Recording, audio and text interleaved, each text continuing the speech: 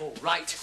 I think it amounts to gross incompetence. Well, there's no need to keep going on about it. You went to sleep during the operation. Yes, that's right, Dr. Stewart Clark. You did. I was not asleep, Sister Potts. I was merely resting my eyelids. I distinctly heard snoring. I never snore when I'm asleep. Oh, yes, you do. Tonight at least, and... Disgusting. Thank you, Dorothy. Why don't you just pin it on the notice board? That will do, Nurse Benson. I'll see you afterwards. You should be struck off. It's the patient who's supposed to be asleep, not the anaesthetist. Right. Oh, belt up, Griffin. I'm sure Dr. Waring will confirm that I was fully awake and operational as usual. Duncan, tell him. Oh, yeah. I'll confirm it. You were asleep. There you are. I was fully asleep. What? Well, I think he was right. It dropped off. Second time this week. Well, probably next time it'd be better if you came in your pyjamas. It doesn't work. Thank you, Dorothy. Thank you, Duncan. Thank you, Duncan. Well, I'm sorry, mate. I have to say something. Otherwise, next time you'd be stretched out on the table with the patient. Right to speak up, Duncan. Thank you, Virginia. Dr. Waring. Sister Potts.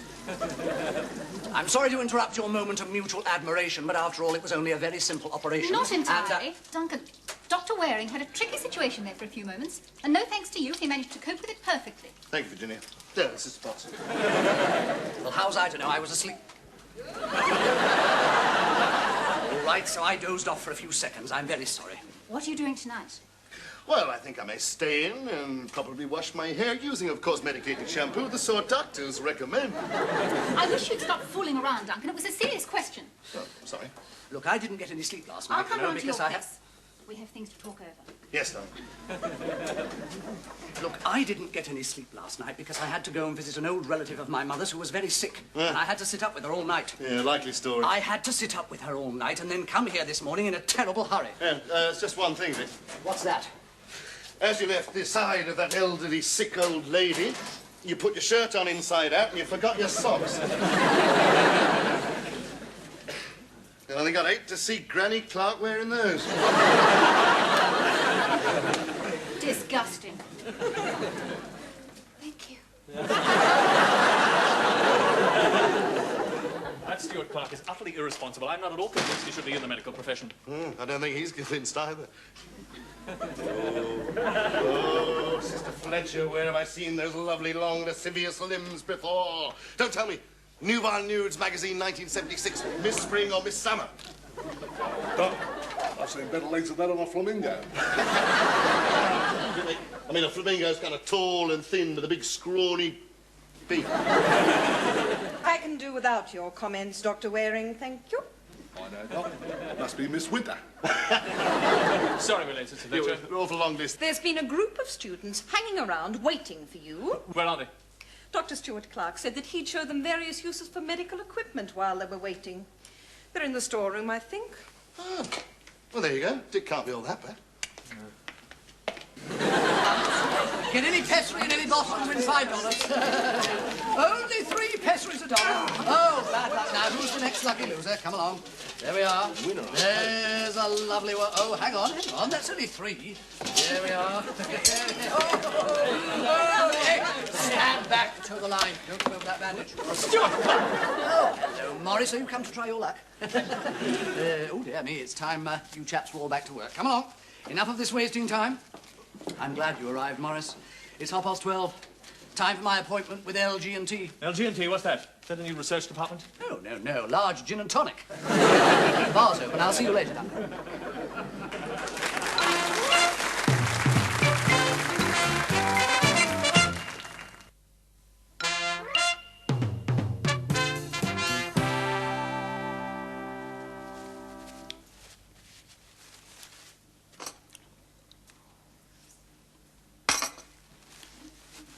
Are we going out for a drink tonight, old boy?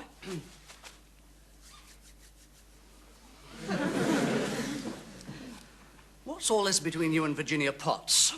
You know, that horse-faced theatre sister with the hairy fetlocks. Not your type, you know. She seems quite respectable. In fact, one might say almost antiseptic. Appearances can be deceptive, though. Intellectual type, perhaps. Good conversationalist. Like yourself. Very small knockers, though? Well, Oh, you're still there. I thought you'd gone out. look, just don't talk to me. I don't want to know. Really? Why's that? Because of a kind of childish attitude of which I am ashamed. Oh, well, there's no need to be. I mean, you're not that bad by and large. A little stupid, perhaps. I meant you Burke. Now, look, no. I just don't want to talk about it. Now, look, I don't want to talk about it. Look, if you've got something to say, why don't you just get it off your chest?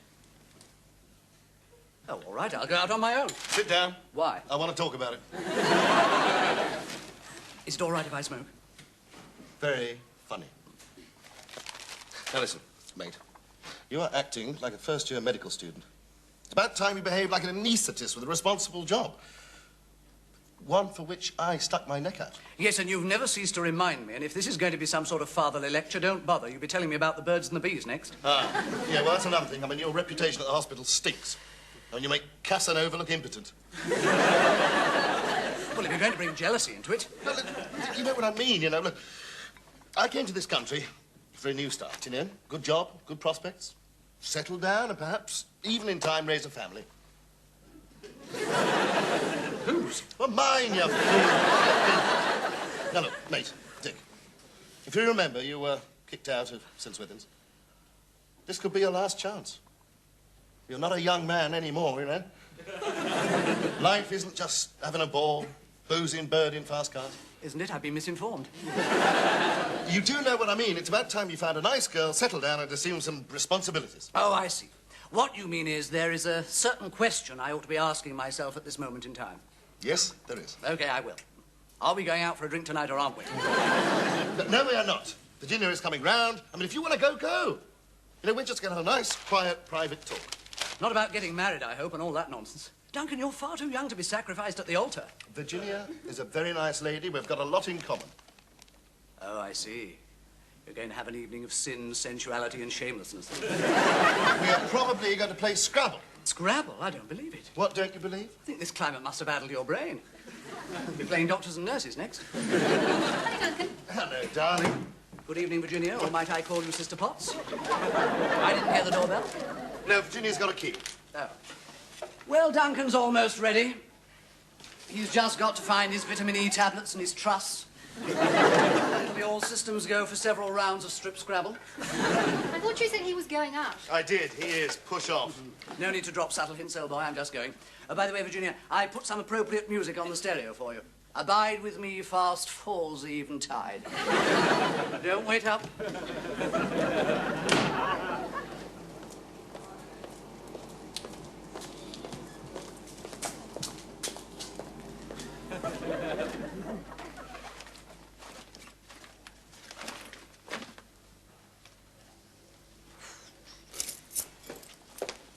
Linda Love, I know it's late. Can you type those notes up for me, please? I've got a dash in a minute. Well, I was going, but... Well, I wasn't doing much this evening anyway. As long as we don't have a repeat of the last time you worked late. When you took me out to dinner and I got the bill. Dr. Waring, are you all right? Why? Well, it's just that lately you've stopped treating me as a member of the opposite sex. Opposite what? Sex? Not at the moment, thanks, mate. If you'd like to finish off those notes, I'll get this list finished off for Beaumont. Oh, Miss Franklin, you're still here. I'd like you to type a quick letter for me. I'm sending Mrs. Briggs home tomorrow. No, St. Morris, sorry, Linda's working for me. Oh, come on, Waring, that's not fair. You're continually taking advantage of her. Oh, you're joking. Yes, I know why you're doing all this extra work. Promotion, isn't it? You're after that clinical research fellowship. I'm not a complete idiot, Waring. Nobody's perfect, Morris. I'll write it myself. Duncan, we're meeting in the bar in 5 minutes, and then we're going on a pub crawl to celebrate Bill Martin's divorce. No, I can't join you. I'm on the wagon. You're what? I'm on the wagon. Are you ill? You are ill, aren't you? There's something wrong with you, and you haven't told me. Stupid thing. And those pins, and I'm very naive. No. It's better. What have you got? Duncan, we don't want to upset Reverend Scott. We'll be late for his coffee evening. Oh, I see. That's what you've got. Yes, darling. Linda, just leave them out, and I'll have a look when I get back. Duncan? Oh, sorry, darling. Just going. Bye, chaps. I don't believe it. I think the poor lad must have taken leave of his senses. Well, I just made one last desperate effort, but he's stopped noticing I'm a woman. He has taken leave of his senses. Well, I think they're a lovely couple. So do I, Griffin. Yes, well, I shall have a serious talk to Duncan. You're too late, Stuart Clark. Oh, yes. What do you mean? What do you know about it, anyway? I'm sorry, I'm not at liberty to say. Sister Potts confided in Sister Fletcher, who in turn told me in the strictest confidence. Told you what, Morris? Sister Potts is moving in with Waring. She's what? It's practically all arranged, and that's not all. Well, he didn't tell me anything about it. In any case, there wouldn't be enough room in the flat for the three of us. Exactly, that's the best part. Yes, you'd better start making alternative arrangements for your accommodation. You're on the way out. I wouldn't count on that if I were you, Griffin. Mind you, it's very strange, though, you know, Duncan not telling me anything about it. Oh, well, you can't blame him, can you? If he had, you'd be blabbing it all over the hospital. You can't trust some people to keep their mouths shut.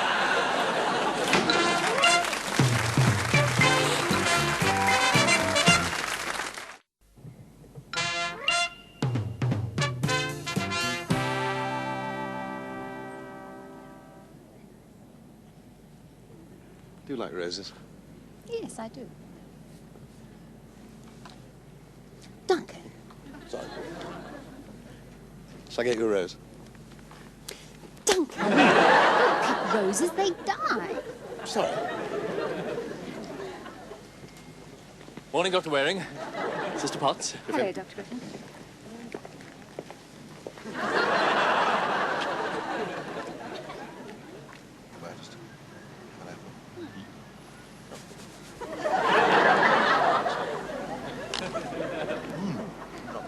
Oh, no.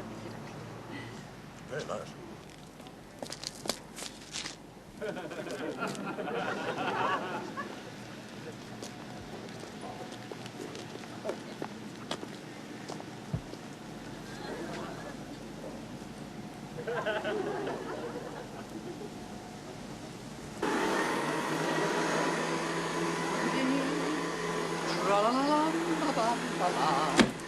Da-da-da-da. Oh, good morning, Duncan.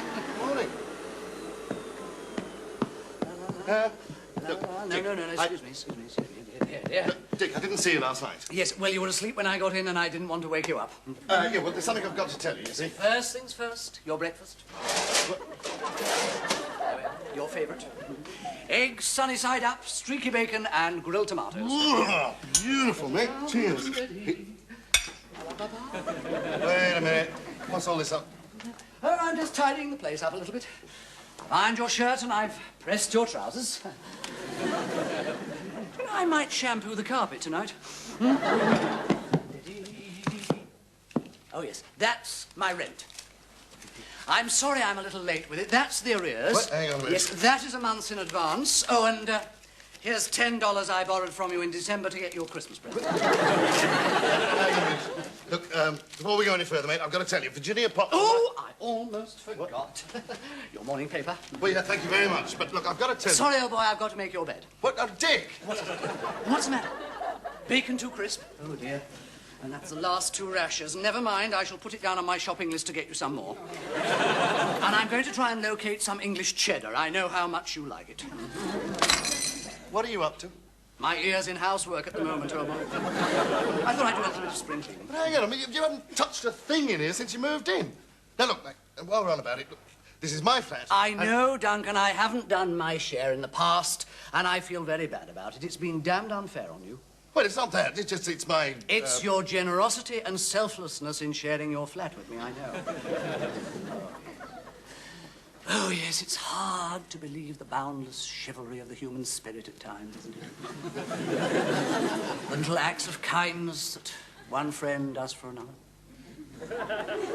The brotherly bond of mutual help and assistance. Oh, yes. I'm not very good at putting these things into words, Duncan. But I really am very grateful. Well, hang on a minute. No, don't deny your simple human kindness.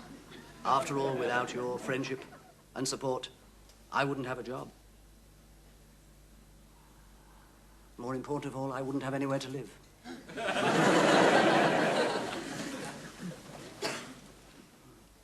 I'll just go and run your bath water. Yes, Duncan, did you want to say something? Oh, good.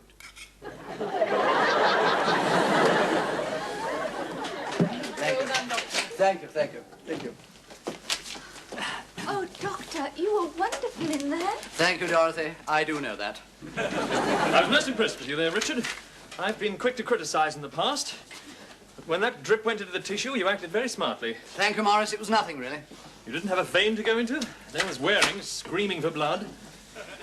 And you were as cool as a cucumber. Well done. I think you saved your bacon. Yeah. What's come over you in the last 2 days, eh? You're beginning to act like a real anaesthetist.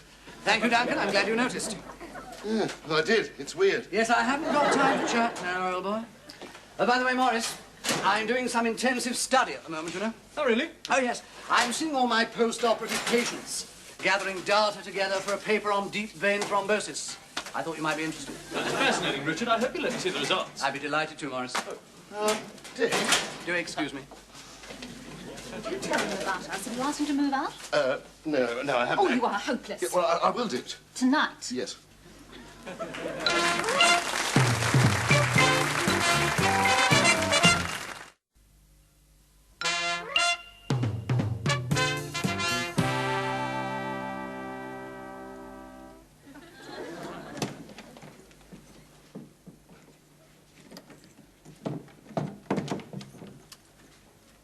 Hello, Dick. Come, bit delayed, you know. So Beaumont wanted to have a look at tomorrow's list. Oh, yes. Listen, mate, I think, we've got to have ourselves a little chat, eh? Get your drink first, hold on. No, thanks. I've given it up, old boy. I'm on the wagon. Oh, come on, mate. I mean, just because I Never decided... mind, Duncan. I've got work to do. I'm studying for my fellowship of the Faculty of Anaesthetists. This isn't just happening, you know. Hold it now. Look, you tell me it's one of those devious, underhand, skillful little Stuart Clark props and... Did. It's just not you.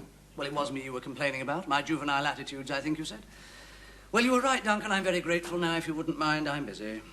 I don't believe it. I'm settling down. It'll be very cosy, won't it? Just the two of us settling down together. Yes. Now, look, Dick, before you settle down too much, mate, there is something I've got to tell you. See, now, Virginia Potts and I've got myself... some news for you, Duncan. I may be getting engaged. What? To Sister Fletcher. What, no scrawny flamingo legs, you're joking. You're speaking of my prospective fiancée. Oh, well, I'm sorry. I have the highest regard for her. She has excellent taste. Why? She proposed to me. Now, look, Dick, you know, just because I've got myself a steady girlfriend and a different attitude, there's no need for you to do the same. It's a free country, and I've adopted a new attitude as well. Well, it was your idea. Yes, but I mean, it was only a kind of chance remark, you know, made en passant. You know, come on, you're acting like Australia's answer to Albert Schweitzer. Your noble ideas have stirred me to higher things, Duncan. Oh, yes. 'Tis a far, far better thing I do now than I have ever did before. Done before. Now, look, mate. Wait, I've got something to tell you. Oh, I've got something to tell you. Well, all right, well, look, I'll do the listening, you do the talking, no interrupting, right? Right. Go. Sister Fletcher and I have decided to make a go of it. She's moving in here with me. No, you can't. Yes, I know it'll be a little awkward, and that's why I've given you advance warning. No, you see, that's what I was trying to tell you. See, Virginia Potts is going to move in here with me. Oh, I'm sorry, old boy. It'd be far too overcrowded. Exactly. So you're going to have to move out, aren't you? Just because you can have Sister Potts here doesn't mean to say that I can't have Sister Fletcher here. I do not want Sister Fletcher here. I want Sister Potts here. Well, if you're going to have Sister Potts here, I'm going to have Sister Fletcher here. You can have Sister Fletcher anywhere you like except here. Well, I got in first, and as far as I'm concerned, you can stick Sister Potts. And as far as I'm concerned, you can stick Sister Fletcher.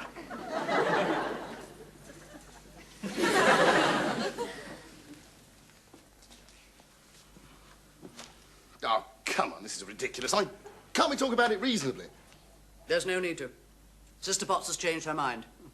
I saw her this afternoon and I told her Sister Fletcher was moving in. What? That's exactly what she said. She was horrified. You backstabbing underhand... How was I to know you wanted old Potty-Face to move in here? Why didn't you tell me? If I'd known, well, I would have moved out immediately. I couldn't. You made me feel guilty. Me? Don't know what you're talking about. Anyway, she said you hadn't asked me to move out because you didn't want her to move in. Yeah, what did you say? Well, I agreed with her, of course. I realise that you were rather regretting your association with her, so under the circumstances, I shall tell Sister Fletcher she can't move in here either. That seems fair enough, doesn't it? Yeah. Shall we have a drink? I thought you were on the wagon. No, no, that was only temporarily, old boy. We're celebrating. It's your birthday today. No, it's not. No, it's not till next week. Oh, well, I've arranged a little surprise party for you. Say when. Surprise party? Yes. When? Is it all you want? I see what you mean. Any moment now, actually. Yeah, but my birthday's not till next week. Well, we'll keep the party going until we get to it. That's them now. Sit yourself down, old boy. I will open the door. Why do I feel as if I've been conned?